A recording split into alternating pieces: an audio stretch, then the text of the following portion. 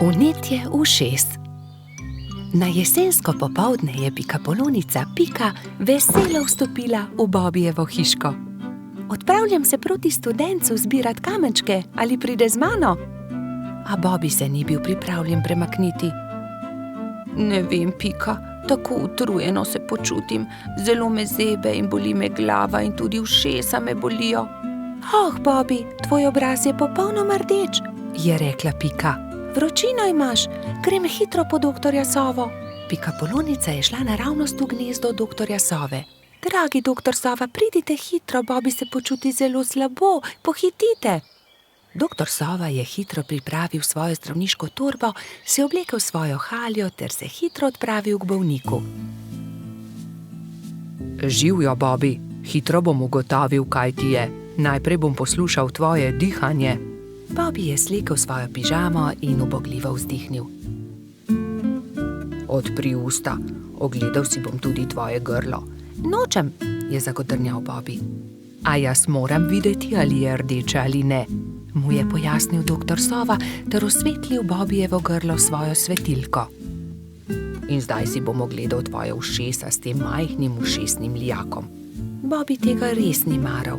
Začel je jokati in si pokril ušesa z rokami. Ne bodi smešen, Bobi, niti najmanj ne bo bolelo. Pika je prijela Bobija za roko in ga pomirila. Pregled res ni bolel. No, Bobi, je začel razlagati doktor Sova.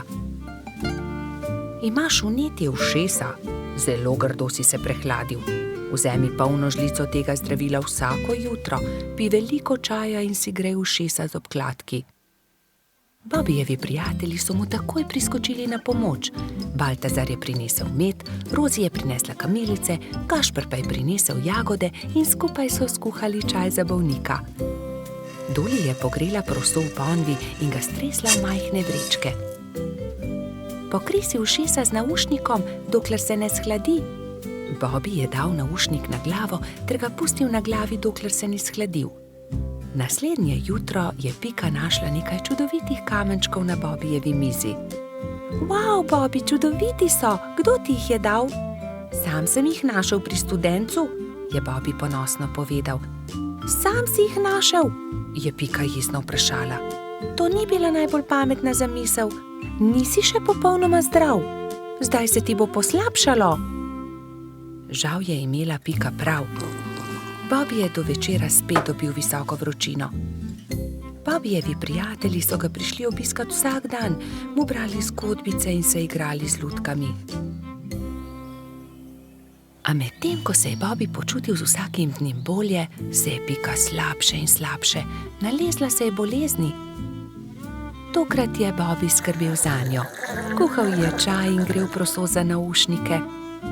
Doktor Sova je obiskal tudi Piko. O ne, očitno imamo novo bolnico. Nalezla si se od Bobija. Povedal je Piki, kaj mora storiti, da bo ozdravila. Nato pa je spet pregledal Bobija. Zdaj si povsem zdrav, a za vsak primer te bom še enkrat pregledal. Vse je v redu, popolnoma si okreval ti mali polž. Minilo je nekaj dni. Pika je pridno jemala zdravila, pila veliko čaja, veliko počivala in kmalu se je počutila bolje. Doktor Sova je spet prišel na obisk in z veseljem opazil, da je bila tudi Pika zdrava. Zdaj gremo lahko končno vsi k studencu zbirat kamenčke. Bobi je kar skakal od navdušenja. Hura, pojdimo k studencu! So vzkliknile 3 male sovice doktorja Sove. Tudi me bi rade šle. Ne pozabite se toplo obleči, je rekel doktor Sova strogo. Bobija in Pike ni bilo treba opozoriti. Nista pozabila na šal, kapico in tople čevlje. Lovili so se, dokler se ni stemnilo. Svoja vedra so napolnili z lepimi malimi kamenčki. Papirnati zmaj. Polž Bobi je še vedno spal, ko je pikapolonica Pika potrkala na njegovo okno. Dobro jutro, Bobi! Pridi, greva narediti papirnatega zmaja. Pika je narisala zmaja na papir in Bobi ga je izrezal. Okrasila sta ga z barvnimi papirnatimi trakovi. in nato sta nanj privezala dolgo vrvico. Greva ga preizkusit, je rekla Pika. Z roko v roki sta odšla, da bi preizkusila svojega papirnatega zmaja.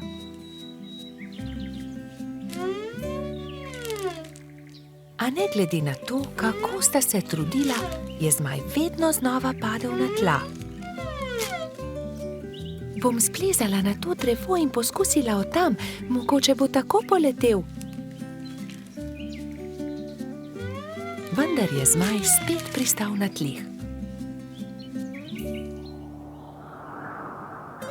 Nenadoma je začel pihati veter in ponesel papirnatega zmaja stran, z njim pa tudi Piko.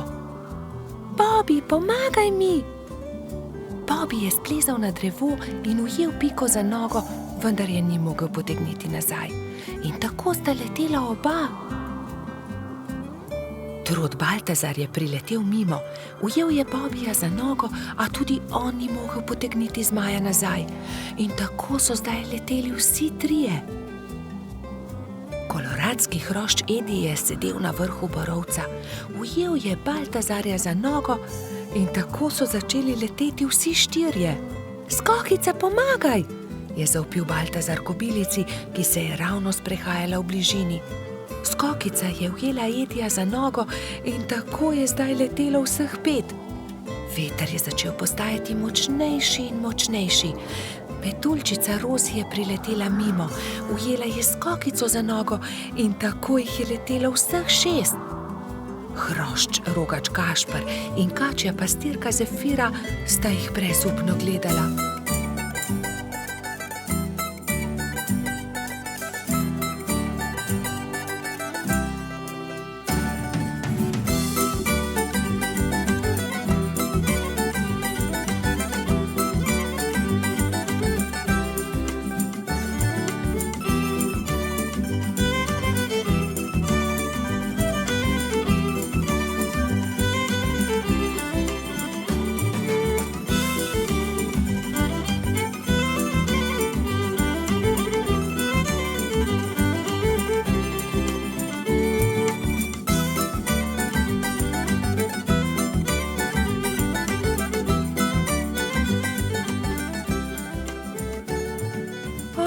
Ne, veter jih nosi naravnost v gozd. Papirnati zmaj se je ujel na vrh borovca in vsi so pristali na vrhovih dreves. Nato se je veter umiril in pokazalo se je sonce. Bobby se je ves zaskrbljen obrnil proti Pikapolonici. Pika, jaz ne znam leteti, kako bom prišel dol? Ne skrbi, Bobby, prepričana sem, da se bomo česa domislili. Že vem, je vzkliknil Gašper. Pridi sem, Bobby, skoči na to odejo, ne bodi prestrašen, ne bo se poškodoval. Takoj, ko je Bobby pristal na odeji, se je odbil in poletel nazaj v zrak. Poglej me, to je zabavno. Poskusimo še mi, so vzkliknili drugi. Skakali so po odeji gor in dol do pozne večerne ure.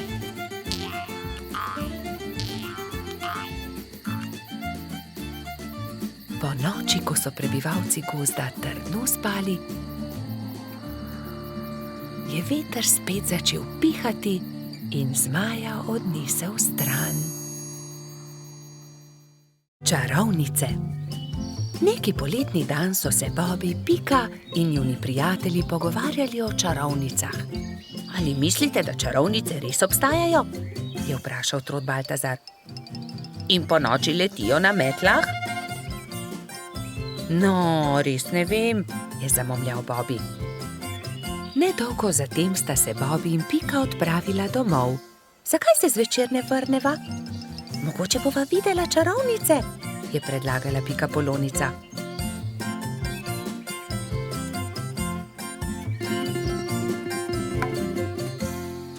V košarico sta položila hrano in pijačo ter se odpravila nazaj na travnik.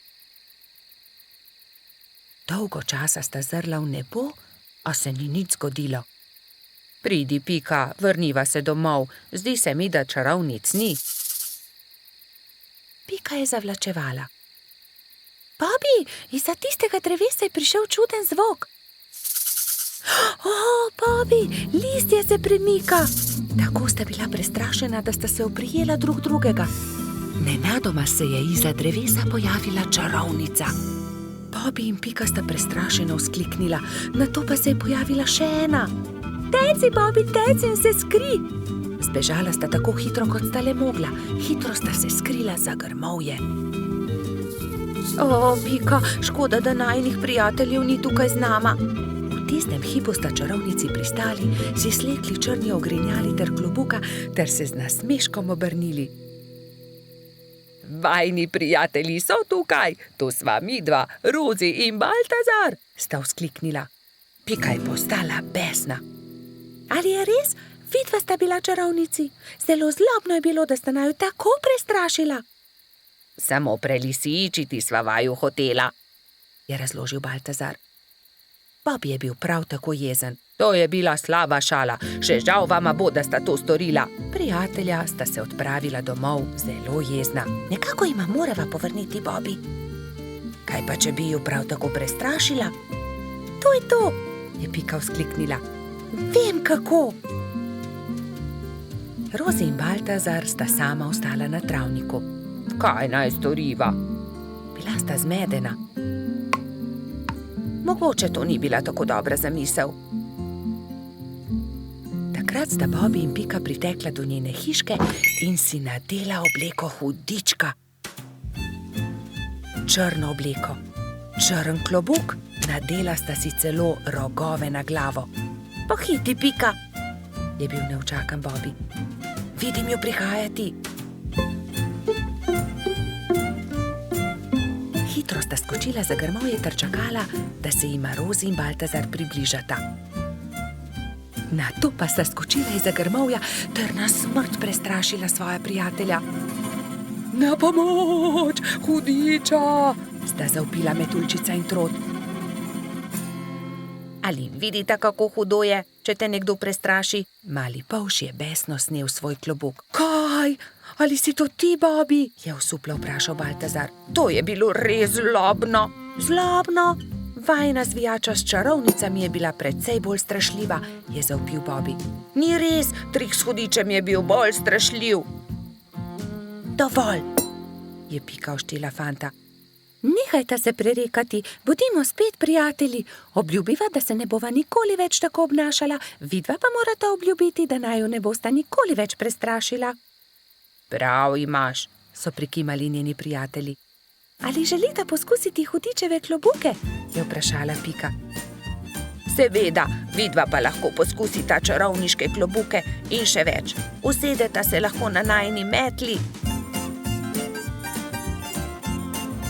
Wow, je vzkliknil Bobi. Letimo prav tako kot čarovnice? Da, je dodal Baltazar, kot prave čarovnice.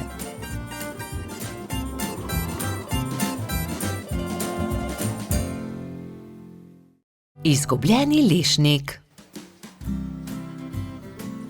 Hojla, Bibi, pohiti, teciva krici, da ga pozdravimo, preden se uleže na zimsko spanje, je rekla Pika Polonica Pika. Bibi si je na glavo poveznil kapo, si nadel šal, rokavice in dva dobra prijatelja sta odšla do brloga veverice Rice. Velikanski hrast se je že nadaleč videl, na veji pred svojim brlogom je sedela veverica. Hotela sva te pozdraviti, preden se pred zimo zavlečeš v svoj brlog, je vzkliknila Pika. Pridita, bomo spili sok v slovo in zraven pohrustajmo malo lešnikov, je ponudila Rica prijateljema. Poglejta, koliko dobrot sem pripravila za ozimnico, shramba je polna. Odprla je vrata, ampak joj, shramba je bila popolnoma prazna. Na pomoč, kam so izginili vsi lešniki, orehi, kje so stožci, želodi, rozine? Poglejta, verjetno so se tukaj izkotalili lešniki, je Bibi pokazal na majhno luknjo v kotu shrambe. Nekdo je obgriznil hrast, je vzkliknila Pika. Jaz pa vem, kdo je to bil, je dodal polž. Nikar se ne boj, Rica. Takoj bomo našli krivca in poiskali odkotaleče lešnike. In orehe, stose in želode, se je že naprej jezila veverica. Iz smeri travnika se je slišalo glasno smehljanje. No, poglej, to so oni, vse skozi so poredni, vedno so problemi z njimi, je godrnjala Pika. Zagotovo tudi zdaj razmišljajo o kakšni lumpariji, je pritrdil Bibi. Nekdo je obgriznil drevo veverice Rice, prav tam, kjer ima shrambo. Vsi zbrani lešniki so se odkotalili. Niste bili vi? Je vprašal Bibi. Joj, nič nismo hoteli slabega, smo le grizljali, saj nismo vedeli, da je prav tam shrambo, se je opravičil najmlajši lubadar. Lahko kako pomagamo? Pridite, moramo najti izgubljene lešnike. Nimamo veliko časa, kmalu bo zapadel prvi sneg in takrat zagotovo ne bomo našli dobrot. Pohitimo! Skupaj so podrobno pregledali drevo. Lešniki so se otuzi skotalili, padli na tla in se odkotalili naravnost čez hrib, je pojasnila Pika. Ob vznožju hriba so prijatelji skupaj našli vse dobrote. Ura, se je veselila Rica. Torej prosim, da prinesete vse dobrine nazaj v moj brlog, jaz medtem z deskami pokrijem luknjo, je rekla Rica lubadarjem in se je prijela dela. Lubadarji so začeli nositi lešnike, orehe, želode so po enega in enega nosili v veveričin brlog. Bibi in Pika sta pomagala. Vendar zaman so se trudili, saj se je začelo mračiti, ob vznožju hriba pa je čakal še ogromen kup. Nikoli ne bomo končali, je vzdihnil en lubadar. Pomoč bi bila dobrodošla, je dodal drugi. Bibi je kar naenkrat vstal in brez besed odhitel. Ostali so začudeno strmeli za njim. Ko se je vrnil, prinesel s seboj svojo trobento. Pihnil je v trobento tako močno, da so ga slišali vsi prebivalci gozda. Prav hitro so se tam zbrali vsi veliki in mali. Pika je splezala na veliki kamen in pripovedovala, kaj se je zgodilo z lešniki veverice Rice. Vsi so se odkotalili, moramo jih nesti nazaj v Ricin brlog. Če vsi primete za delo, bomo do večera končali. Začnite, je rekel Bibi in dvignil en lešnik iz kupa. Lešnik je podal Piki, ona lubadarjem, lubadarji trotu, trotkači pastirki in tako naprej z roke v roko. Preden se je na nebu pojavila luna, so se vsi lešniki, želodje, orehi in kostanji vrnili nazaj v veveričin Ricin brlog. Rica je srečno vrnila tudi zadnji kosta na svoje mesto. Hvala lepa, moja shramba je spet polna, je dejala. Kako dobro, da imam toliko prijateljev. Kmalu bo zapadel sneg, čas je, da se zavlečem v svoj brlog pred zimo. Se vidimo spomladi, je rekla veverica. Pustna zabava. Nekega lepega sončnega popoldneva so mali prijatelji posedali v Pikini hiši. Čas je, da se pripravimo na pustno zabavo, je rekla metuljčica Rozi. Kaj boš ti? Je vprašal Bibi. To je skrivnost, je odgovorila Rozi. Vsakdo mora na skrivaj narediti svoj kostum, da naredi presenečenje. Seveda, hitro domov, začnimo z delom, samo še 3 dni je do zabave, je rekel Baltazar. Bibi se je kmalu odločil, da bo goba. Iz bele rjuhe je sešil plašč, gobin klobuk pa je naredil iz rdeče sklede. Nanjo je narisal veliko belih pik. Pika je delala kostum cveta. Iz zelenega papirja je izrezala liste in te je zašila na zeleno odejo. To je bil plašč. Trod Baltazar in čebelica Dora sta se pripravljala skupaj. Baltazar se je oblekel v hudiča, Dora pa v angelčka. Mehurček, majski hrošček, se je udobno namestil v svoj gugalnik in začel delati levjo grivo iz rjave preje. Zadnji večer je v vseh hiškah dolgo gorela luč. Vsakdo je delal svoj kostum in se pripravljal na jutrišnjo zabavo. Končno je prišel veliki dan. Gozdni stanovalci so določili, da bo zabava v hiši hrošča rogača. Zato so začeli krasiti Gašperjevo hiško s pisanimi papirji, balončki in trakom. Medtem so se pri vrtni hroščici Lili za popoldansko zabavo pripravljale vse boljše in boljše sladice. Pika, Skokica in koloradski hrošč Edi so tudi pomagali Lili. Končno je prišlo popoldne in vsakdo je lahko oblekel svoj kostum. Domačin Gašper se je oblekel v igralno kocko. Vznemirjen je čakal goste. Najprej sta prišla Pika in Bibi v kostumu Gobe in Cveta. Kmalu je prišel tudi hudič Baltazar, angelček Dora in prispela je tudi Rozi v kostumu Raka. Kot kaktus je prišla kobilica Skokica, mehurček kot lev, Edi oblečen kot kuhar, Lili v grozdjem kostumu. Na njeni obleki je viselo veliko vijoličastih balonov. Kresnička se je oblekla v svinčnik, Bolha v meduzo, Polž Žiga v vojaka, Mala mravljica pa kot palačinka.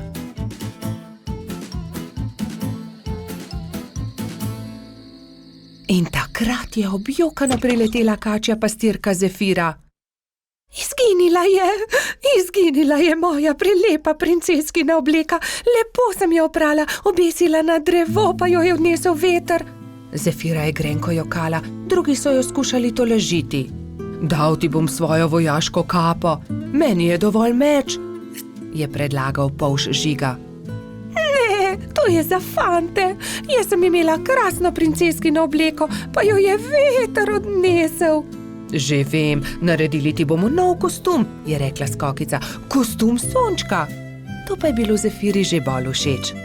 Rumena zavesa bo ravno pravšnja za obleko, je vzkliknila Pika.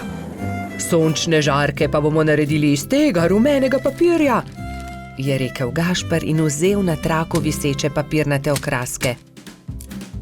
In vsi so lepili, rezali, šivali, ustvarjali in kmalu dokončali lep kostum Sončka.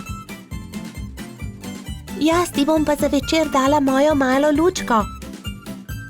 Svinčnik tako ne rabi lučke, je nasmejano rekla Kresnička. Hvala lepa, je rekla Zefira in bila tako srečna, da je zardevala od sreče. Mali prebivalci gozda so peli, plesali in vsi so menili, da ima najbolj zanimiv kostum prav Zefira. Saj Sonček, ki tudi po noči sije, je zares poseben. Nabiranje borovnic. Nekega jesenskega dne sta Bibi in Pika odšla v gozd nabirat borovnice. Z njima sta šla tudi metuljčica Rozi in koloradski hrošč Edi. Jaz bom nabral največ borovnic, je veselo vzkliknil Edi. Poglejte, ta grm je poln borovnic, je rekel Polžek. Naberem. Ampak Edi ga je prehitel in hitro skočil v grmovje ter pobral najlepše sadeže. Tudi ta grm se skoraj lomi pod težo borovnic, se je navdušila Pika. Ampak koloradski hrošč je bil spet hitrejši. Preden je prišla Pika, je že nabral najlepše borovnice grmovja. Edi, tako ne velja! Ne moreš pred nami pobirati vseh borovnic, je jezno rekla Pikapolonica. Kmalu je njihovo pot sekal potoček. Zgraditi moramo most, je rekla Rozi. Že vem kako. Pridite, prinesimo to izruto deblo. Vsakdo je prijel za svoje delo, skupaj so vlekli težke kose drevesa. Prijatelji so naredili trden most iz izrutega debla drevesa. Končali smo, je vzdihnila Rozi. Poglejte, tam raste borovničev grm, poln velikih modrih kroglic. Ediju ni bilo treba nič več besed. Jaz bom prišel prvi, borovnice so moje. Vendar, ko je odrinil metuljčico, je Rozi zdrsnila noga in je iz mesta padla naravnost v potok. Na pomoč! Joj, Rozi, drži mojo roko, je rekla prestrašeno Pika.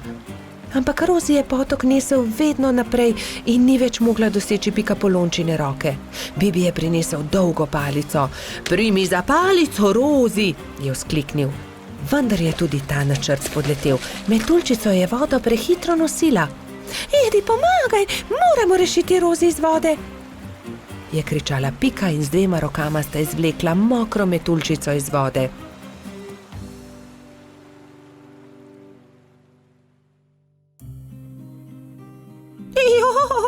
Zelo me zebe in tudi krilca sta se mi zmočila, je drhtela Rozi. Dal ti bom svoj pulover, za vse sem jaz kriv, oprosti mi, Rozi, je dejal Edi. Prijazno od tebe, je dejala Pika Ediju. Ampak prehladil se boš brez puloverja. Raje naredimo velike liste za Rozi in jo zagrnimo. Bibi, Pika in Edi so zagrnili Rozi z velikimi listi, ampak metuljčica je vseeno drhtela. Še vedno me zebe, zelo me zebe in moje krilo, poglejte, ne dela. Zmočilo se je, pokvarilo se je. Je v bolečinah jokala. Sončku se je jokajoča metuljčica zasmilila in prišel je niže ter žarki prijazno nežno pobožal Rozina krila. Krila metuljčice so se hitro posušila in spet je bilo vse kot prej. Ura, moja krilca so suha in obleka tudi. Nič več me ne zebe. Hvala lepa, sonček, je srečna rekla Rozi.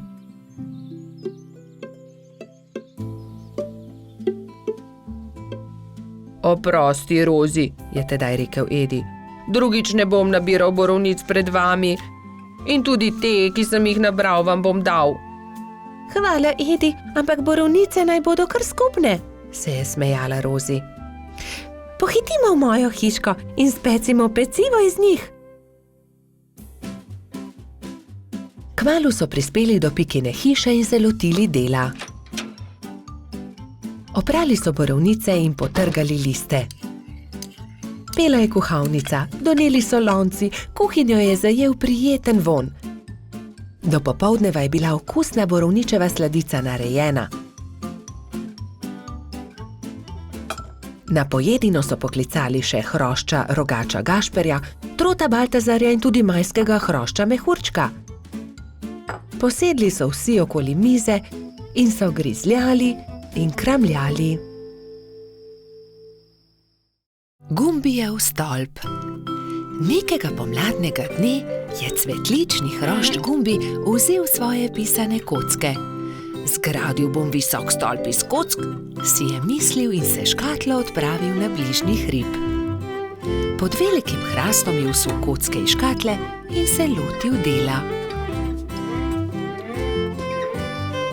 Stolp je rasel in Gumbi je čedalje teže dosegal vrh.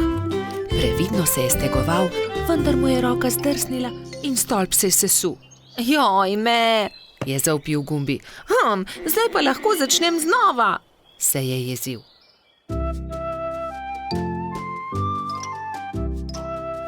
Pa je začel znova. Previdno, pozorno je zlagal pisane kocke drugo na drugo. Stolp je rasel in postajal čedalje višji. Ampak joj, takrat je s hrasta padel želod in uničil hroščev stolp. Joj, moj stolp se je spet podrl. Kriv je hrast, je ugotovil jezno.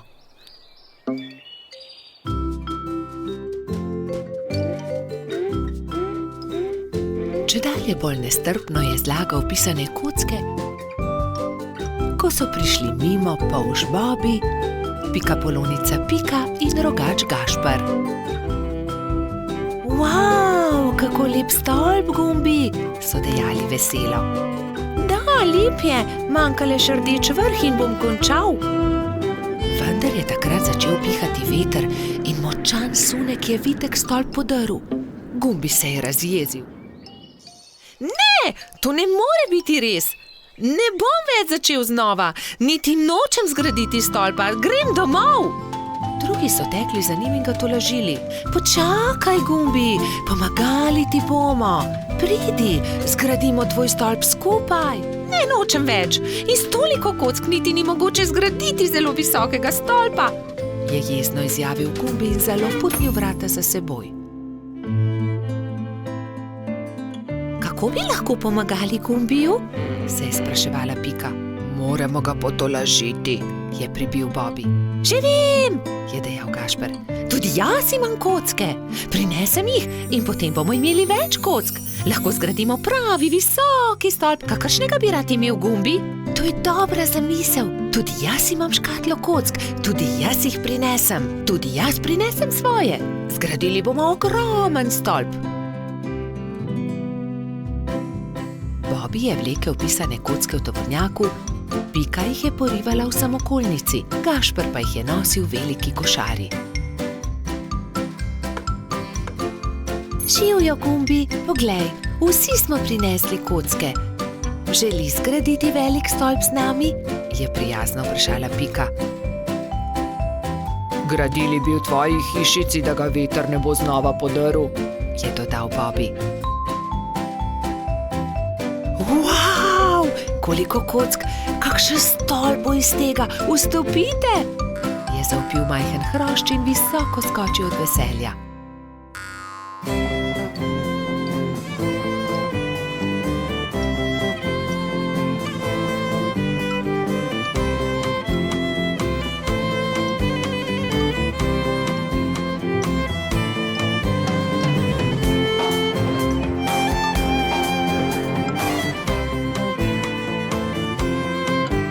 Zdaj pride zadnji košček, rdeči vrh. Tega daj gor ti, Gumbi, je predlagal Gašper.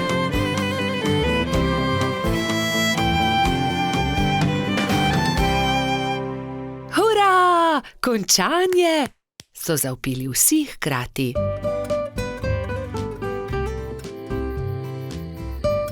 Ko se je stemnilo, so se Bobby, Pika in Gašper poslovili od Gumbija.